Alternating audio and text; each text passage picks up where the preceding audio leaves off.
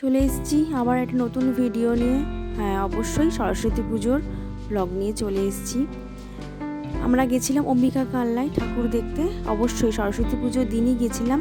হ্যাঁ, দিনের বেলা গিয়েছিলাম, রাত্রে অনেক ভিড় হয়। অম্বিকা কালনায় ঠাকুর খুব ভালো হয়, সরস্বতী পুজো সবাই জানে, খুব ভিড় হয়।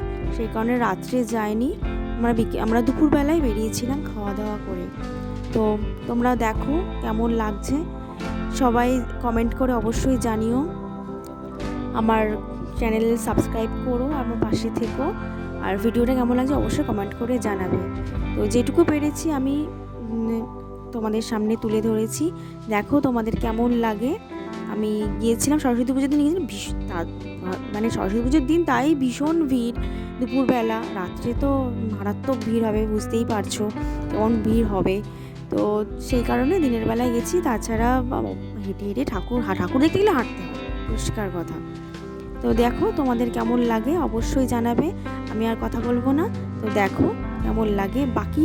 বাকি আবার নেক্সট পার্টে আমি আবার দেব, মানে অনেকটা বড় হয়ে যাচ্ছে, সেই কারণে অল্প করে দিয়েছি।